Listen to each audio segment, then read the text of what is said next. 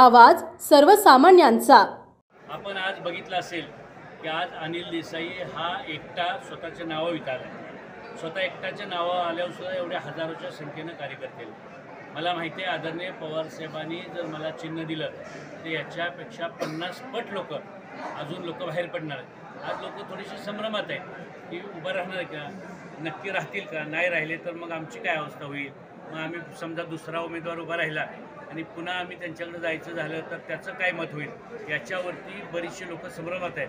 पण ते कुठंच नाही, पण अनिल देसाईच्या मागं ठामपणे एवढी जनता आहे। आता आपण सगळ्यांनी बघितलं असेल, आपण सगळ्यांच्या कॅमेऱ्यामध्ये टिपले ते, आणि या जनतेच्या जोरावरती मला खात्री आहे आदरणीय पवार साहेबांनी जर मला तिकीट दिलं तर मी लढेन पण आणि जिंकेन पण।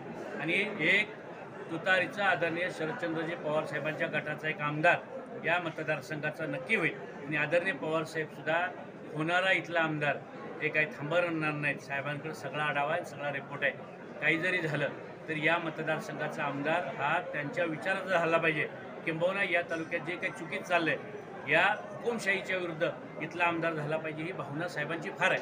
पवारसाहेब माझ्याशी 2-3 वेळा या विषयावरती बोललेत, काही जरी झालं तर मानचा आमदार मला बदलायचं आहे आणि यासाठी तुम्ही सगळ्यांनी एक व्हावं ही त्यांची भावना आणि भूमिका आहे। आणि सगळे एक करावं यासाठी माझा प्रयत्न चालू आहे। आणि माझी सगळ्यांना हात जोडून विनंती आहे की मी आता एक माझं नाव घेतलं असताना सुद्धा मागच्या वेळी त्यांच्यासाठी थांबलो आहे, तर या सगळ्यांनी मन मोठं करून मला संधी द्यावी आणि मला आशीर्वाद द्यावेत ही मी सगळ्यांना, त्या पण सगळ्या लोकांना एकत्र भेटणार आहे आणि सगळ्यांना हात जोडून विनंती करणार आहे की एवढा वेळ मला संधी द्या आणि ते मला संधी देतील अशी मला खात्री आहे।